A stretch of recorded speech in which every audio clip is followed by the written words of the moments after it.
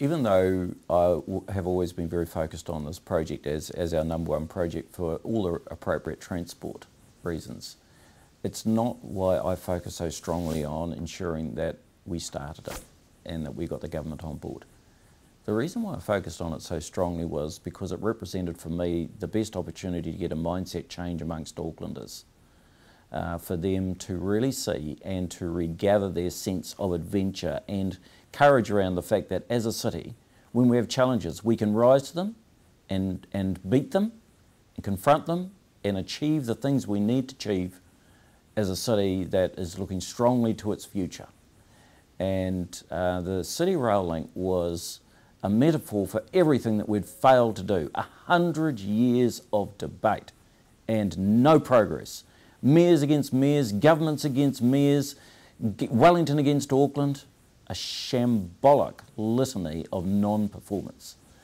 And I felt that Aucklanders, if we could get this project done and dusted and on the way against that backdrop, we could achieve anything. What makes it so important that at times it's come to seem like something like your personal obsession? Best chance of decongesting our roads.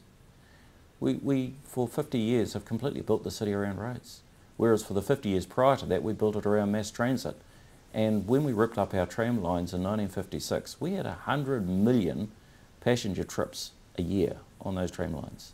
So this is back to the future with mass transit. And every successful city, whether it's Melbourne or Vienna or Vancouver or Portland or wherever, all of those successful cities offer their residents choice in transportation that decongests their roads and gets them to and from their workplace and home in comfort and with pace. It will be a game changer for Auckland. Len, you made the promise, but the project hasn't always been completely under your control. It's always depended on the willingness of the government to fund at least 50% and to help you with mechanisms like road tolling and congestion charges to pay Auckland City's share so you wouldn't have to hugely increase the rates. It looks to me as though you've had to fight central government every inch of the way to finally get them to bring forward their commitment to fund and start the project.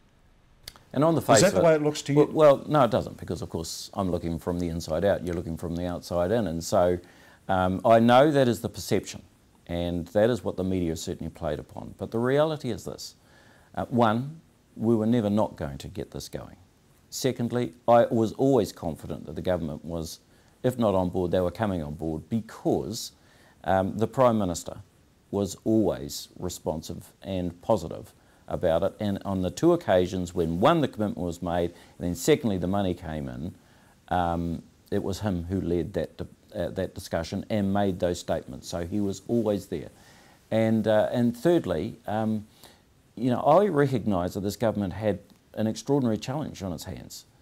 It had $17 billion worth of spending in the last 5 years going to Christchurch.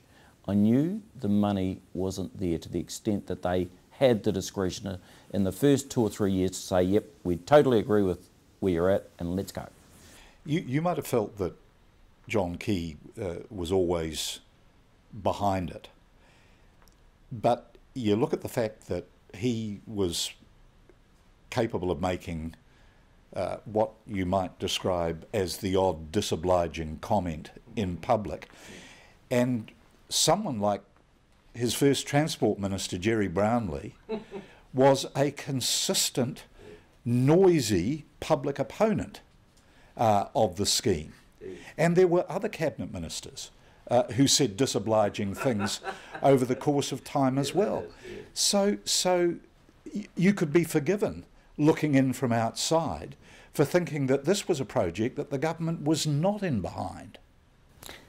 So mostly I was amused and really? Entertained by some of these comments, because, you know, in the end they didn't stack up against the discussions that we were having. And you mean they were saying one thing to you behind the scenes and different things for the media? The consistent discussion that I was having with the Prime Minister always gave me confidence. So, you know, it At the very best, I was amused by them, and at the very worst, I completely ignored them. Okay. And so going from there, you know, we then arrived at a point where we got the new minister, Simon Bridges, and a huge amount of time for Simon as the Minister of Transport.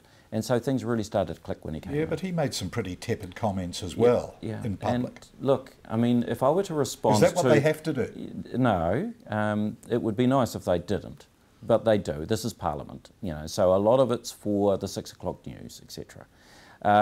Look, if I were to respond to what everyone had to say about my decisions or lack thereof, I would never achieve anything. So I mostly ignore the type of positioning that I see from not just the government, but from the opposition in Parliament, and just keep very carefully focused on what it is that we're trying to achieve, our long game. Against that long-running hostility from central government, at least in terms of what was projected in the media, did you ever doubt that you'd get it done? No. No. I mean, I was raised in a family where my father was a formidable educational and community leader, and I saw how he would cajole, coerce, embrace, humour. He would use every arrow in the quiver to bring about change. And under my father's tutelage, you know, the key thing was just keep very, very focused on the long game and never lose your courage and your will. You never at any point went to war against the government, in public at least. Was that an acknowledgement that your position was actually quite weak? No, that was an acknowledgement that that was not the way to win the war.